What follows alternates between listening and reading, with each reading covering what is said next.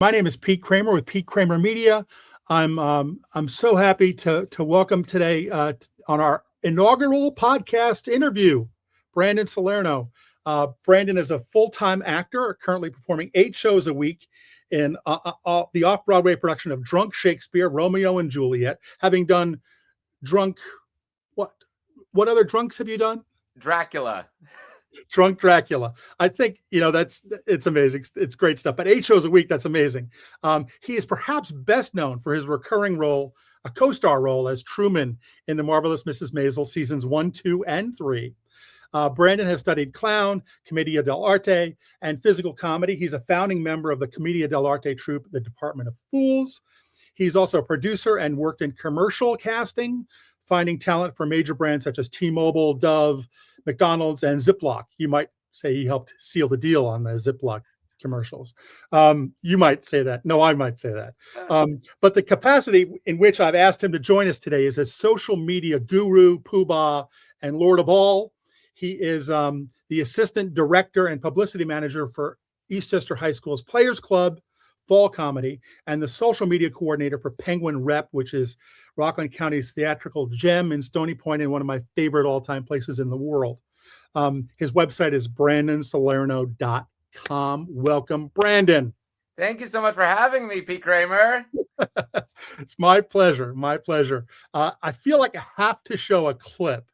Hold on a second. I'm going to try to share my screen here because this is why I asked Brandon to join me here today. This is the way I think of Brandon when it comes to social media. Now, this matrix is composed of 2 row vectors, V1 and V2, but the rank is only 1. Can anyone tell me why? No. Truman? Because once it's reduced to echelon form, there's only 1 independent vector. Correct. Now, can anyone tell me the nullity of this matrix? No. Truman? Unbelievable. I'm sorry. Do you have something to say? You never call on me. You never call on anyone. You only ever call on Truman. Truman knows the answers. And Truman knows the answers. He knows the answers. That's why we have Brandon Salerno with us here today. Bravo. Great stuff. Thank you. I always loved, having interviewed you when you were at Eastchester in high school. I was like, oh my God, I know this dude. This dude has always had the answers. But the answers that you found this year with social media at Eastchester were pretty remarkable. You guys posted 49 posts from the interest meeting at the very beginning of the season in September, like the first days of school, I think, all the way through to opening night of The Three Musketeers. So talk to me a little bit, if you could, Brandon, about how you approach social media for a high school musical. Great. So first I should say that I've been with the Players Club in this capacity for 4 years now. So this strategy has been building from when I started there. And I would say primarily the most important thing is balancing quantity and quality. So yes, we want to flood the system with as many different images, visuals, videos, anything that we can to get the word out, and in many different ways. And we can go more in depth about that, but also making sure that the content that we're putting out entices people to want to see the show. Mm-hmm. And I do have a few tips just in general that I think can help to steer theater groups for this next season right off the bat. Great. The first I would say is avoid text-heavy images, right? So sometimes I will see posters that are just like mountains of text explaining how to do X, Y, and Z. That's actually what the comment section and the status can be used for, right? Mm-hmm. When you post the image, make that be an enticing image with limited text, and then have all those details in the body of the post. And this goes for Facebook and Instagram, I would say. Great. Let me show you. Let me show that Instagram post as an example. Yeah. So we can go to that. I think it's this one right here. That's the one, right? Wonderful. Yes. So take us through let me just make this that whole screen and walk us through what we're looking at here and why this works. Yes. So this works because we're seeing photos of our two lead performers in the production. They are in character. We have an image with one of the actors with a sword, and the Three Musketeers is known for the sword fighting, and that excites a lot of people to want to come see the show, particularly younger students as well. Like, oh, a cool sword fight. Like, I want to see that. So we wanted to make sure that swords were present in the imagery. And then we have the text that is associated with it. Now, obviously, the title of the show, we want people to know what they're looking at. But we also had some contractual obligations to have Ken Ludwig's name, the playwright, and also the adaptation line. And then we wanted the dates of the performance and then a QR code. Now, the reason why I included a QR code on this post, because sometimes I might not, and you might see in some of the other images we use less text. This post was designed to be mass shared, and I wanted people to be able to see it on Facebook as well. And we use this image in some of our email blasts so that folks who saw the image maybe on their desktop computer could easily just take out their phone and scan the QR code. Great. We also collaborated. You'll see there it says EHS Players Club and 4 others. So we invited all of the local PTA Instagram accounts to collaborate with this post, which means basically this post automatically shares across their feed as well. And it's as easy as when you make your post, clicking on it for tag and saying add a collaboration and just adding that account name. And then they accept that collaboration. Then it goes to their feed and everybody that they follow now gets it automatically without them doing really anything by clicking and saying, yes, we're collaborating. It's exactly a really easy way to ratchet up your depth and your breadth of one Instagram post.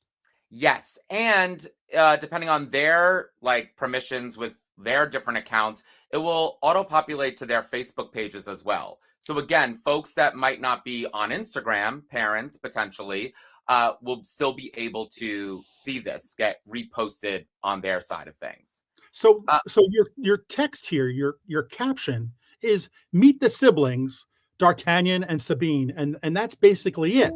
And then get tickets for Three Musketeers at your ticket site. That's not really a link to the ticket site, though. It's just kind of the URL, right? Correct. And oftentimes we'll even include link in bio because we have the ticket link in our bio of our page as well. Some folks, again, if you're on a desktop, might just prefer just to type it in. So we're trying to satisfy multiple different streams of viewership here. Great. And I think something else, and this is actually my second point that I want to make, is to prioritize language in the posts that is from a place of strength. And what I mean is sometimes I'll see posts that are like, please come and support us. Or, it comes from a place of a desperation to get people in the door. And I understand that, right? We're in theater and there's not a lot of resources and we're trying our best to keep funding our projects. But I think starting from a place of don't miss this show. This is the show of the fall season. Language that really excites the audience where they'll feel like they're missing something if they don't come versus doing us a favor if they come. I think that really energizes the base of our followership, and I would really encourage folks to try that with their language for sure. You also have because the FOMO is real, even though there's Three Musketeers. There's FOMO, not three. But you've got hashtags in here. How did you choose the hashtags, and do you rely on them to do some lifting for you or no? I do. I think that folks do look at hashtags. I mean, while in Drunk Shakespeare, I look at the hashtag Drunk Shakespeare hashtag. And that might be a little ego based, but I'm looking to see like if people are posting content from the show that I can repost to also Sure. get my followers energized about the show. But I do think that this definitely helps, and we have had followers, new followers that follow us, that if I look closely, I feel like they probably found it from a hashtag. Like if it's a very niche, like comedy professional or someone who's like really into the classics, I'm thinking to myself, they probably saw this from a hashtag like the Three Musketeers. So I think so, use them diligently. You don't want to flood all your comments with hashtags, but I think a good handful of 10 to 15 hashtags, I see no downside to doing that. And I think, it just opens the door for possibilities of people finding you. So low amount of text on that image, a good strong image, a good voice in terms of who is who's not being desperate. but talk a little bit about who's doing this. Virginia Stellato from North Rockland asked a question in our director's chat and said, "Hey, listen, how do you strike the balance between kids posting what they're doing and an adult posting what the kids are doing in video? Because who is running these accounts is really important, because they're obviously the voice of the production and the voice of the school. There's a hierarchy everywhere you go. Talk a little bit about who has the keys to the kingdom and how you figure that out." Yes. So basically, we have officers for our club, where we have president, vice president, secretary, and treasurer. And previously, we had a publicity manager position. And my first year back with the Players Club, we felt that we needed publicity to be higher up on the hierarchy of officership. So now we don't have a publicity manager position, but rather the vice president is our publicity manager. That's the main duty of the vice president, particularly social media publicity. How this works is I have access to the logins for all of our accounts, and our vice president, also has access. We find a balance where I'm trying to teach them in the fall some of these principles that I'm speaking to you about now, so that in the spring, which I'm not involved in for the spring musical, they're able to go off to the races and be able to apply this knowledge themselves. They are coming up with ideas for content in the fall while I am also directing things. In addition, I'm keeping an eye on everything all the time. And I think that's an important key to this, is that the adult in charge needs to have the bandwidth to be able to look at all of the accounts all of the time, because we want to be careful. Obviously, the things are being posted that are appropriate. We want to make sure that there is, if we're getting messages from people, that adults are filtering those messages, and just overall maintaining the housekeeping of the account while the student is still learning. I think that. No, did you ever have them pull a comment or a post? I have pulled before. Yes, I have. Yeah. And that's just because, not necessarily because of appropriateness, but just because of that doesn't actually make us look great. Like to the broader public, like focus on content and trends. Sometimes too with these TikTok trends, it's a song, and then there's one word in the song that's like, is that a word we want on the high school page? Right. We don't need that.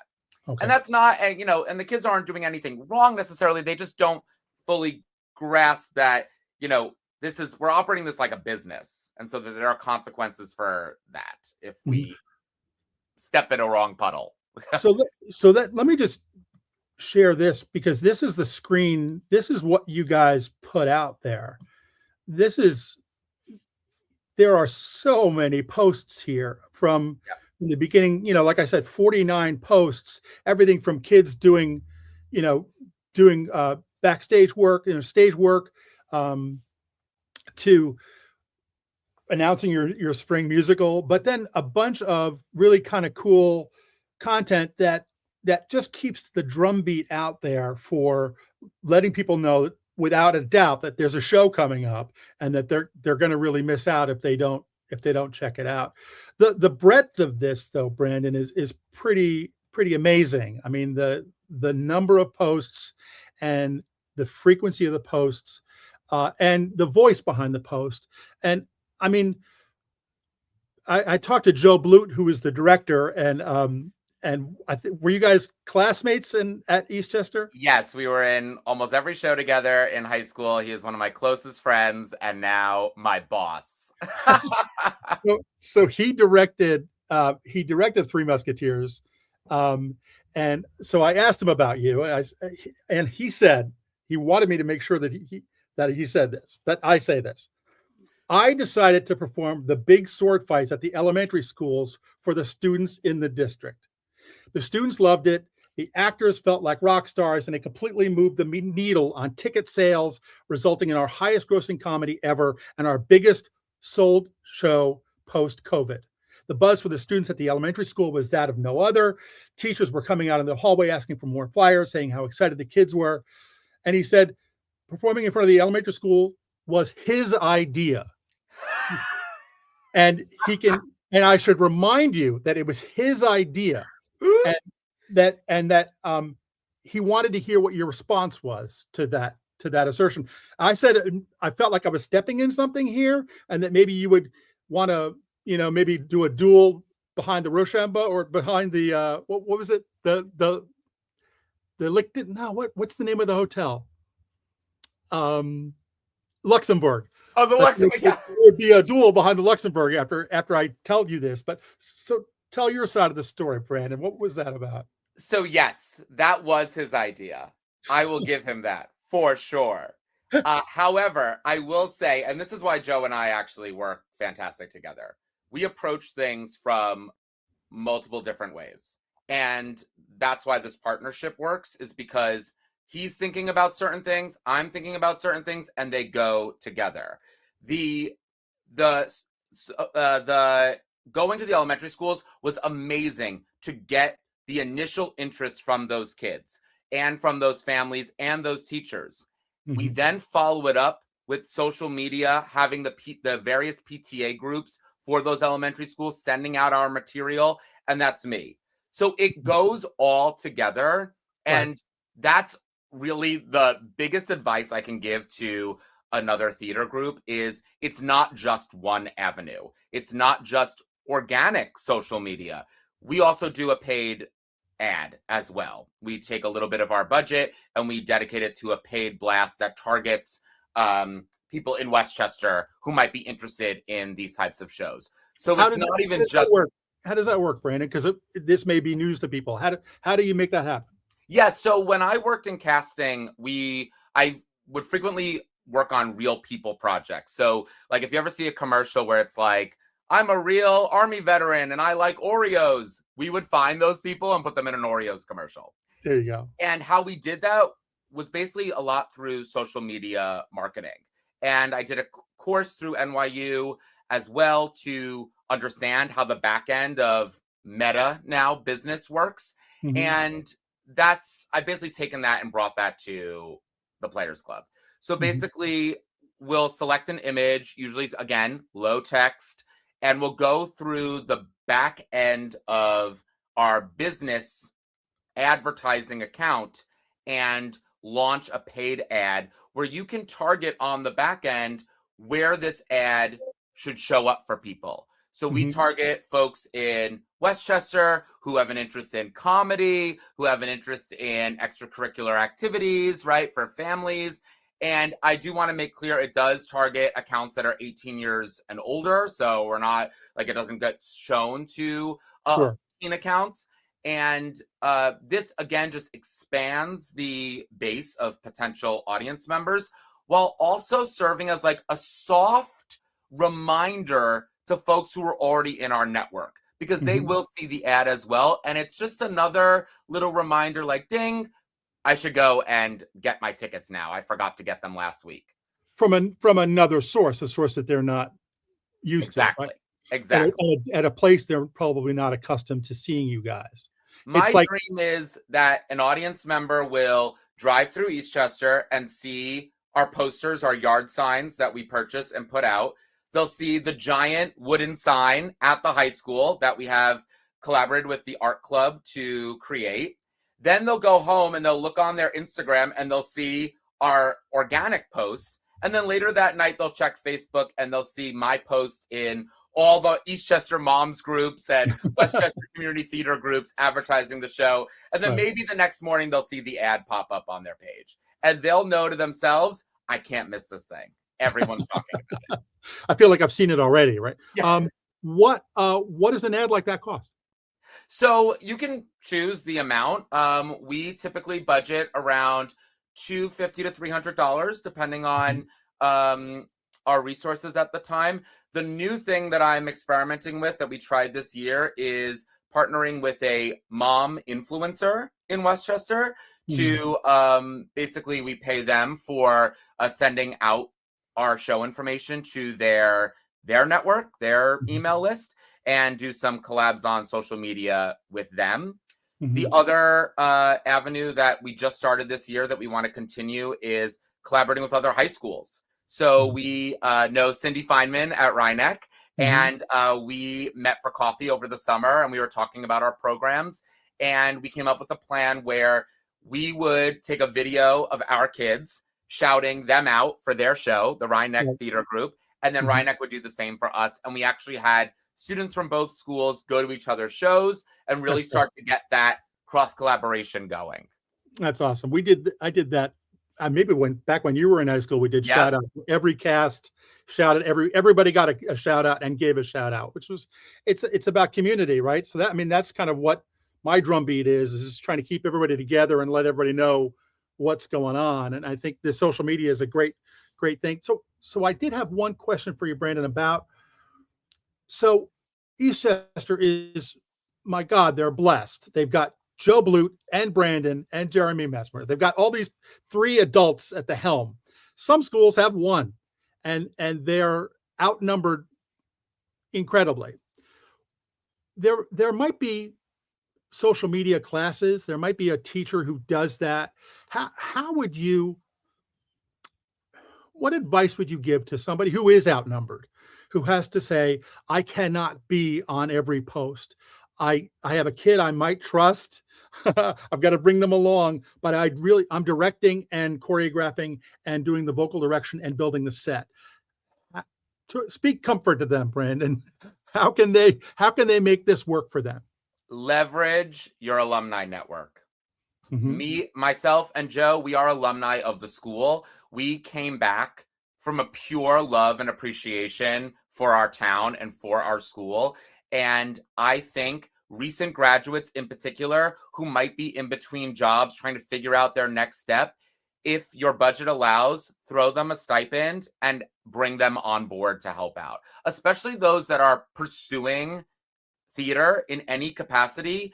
Giving them a space to work in the theater and see it now from an adult perspective, that will not only be quite educational for them, but also will help you to have some helping hands and some energy that is like right out of school and like hungry for work. I would say leverage your alumni network for sure to get some help. That's a great tip. And maybe people with degrees in marketing, who are That coming too, out yes. and know the tools and can leverage that. That's a great tip. So Joe Brancato, another Joe B, I talked to about you.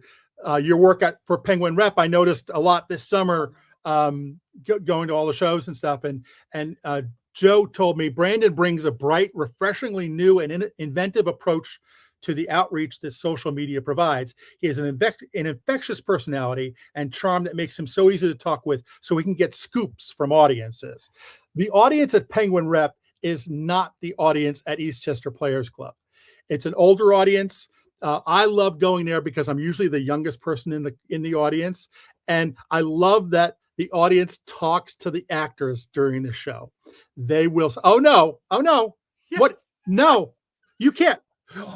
Did he say that? And they'll talk to their husband next or the wife, and it's such a great place to see a show.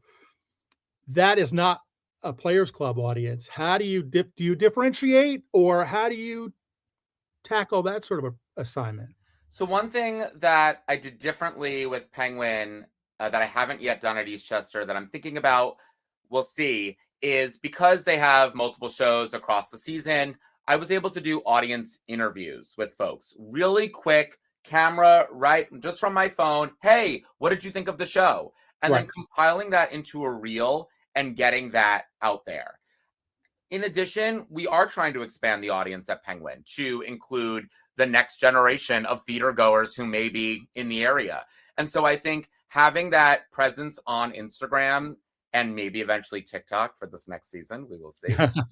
We can hopefully use some of those audience interactions and the folks that I do interview, if there are like newcomers to the theater, to get their perspective, will hopefully entice more folks to come and join the theater making. I think that energy is everything, and I really appreciate Joe for saying that. It's all about just, oh, this event is happening here. Okay, I'm gonna go. If I can't go to get content, I'm sending someone to go in my place so that we get something on the books and we try not to leave any week without activity on our account. Mhm. And that's the same. I mean, I would submit maybe with the Players Club, you didn't go 3 days without something. Yep. Talk a little bit, and I know that you talked about FOMO, but there's also kind of a cool thing that works with social media that if you know about the Players Club or if you know about Penguin Rep, the seeing social, um, it affirms the value of a theater company like Penguin, like where you know that wow, I love Penguin, and now more people are going to love it because they're seeing it on social media. It's validating my choice where I go to see a show. Um, Yep.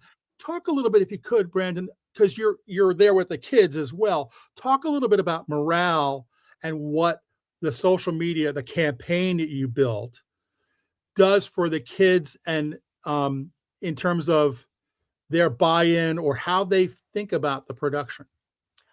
I think that that is super important because sometimes we forget when we're getting in like the nitty gritty of putting on the show that outside of that, zooming out, we're building a community, right? Yeah. We're building, especially for kids, to be able to have the Players Club be the place where all their friends are, a lot of their social activities are, that excitement, that joy that comes from just growing up, their memories are being made here. So Mhm. how do we help showcase that and facilitate that through the social media? Morale, in my opinion, goes up when there is a post that not only does well, but just looks really good.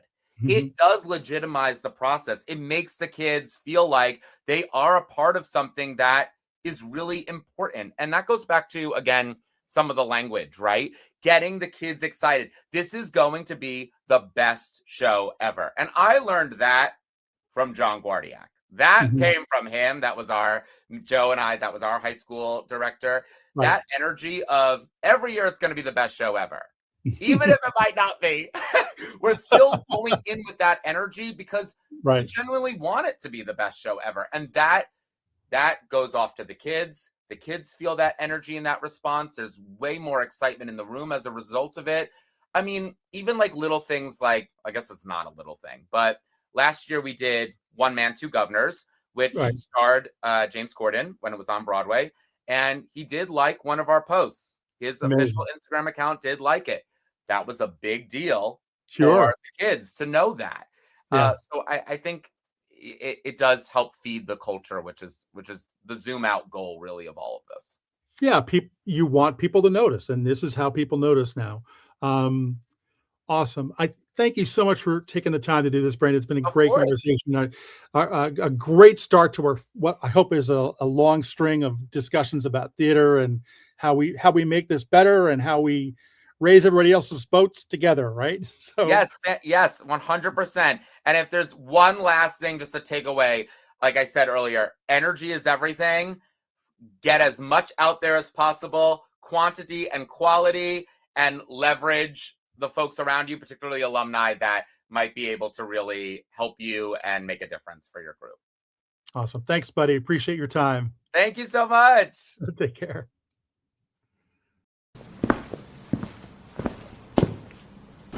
That's better.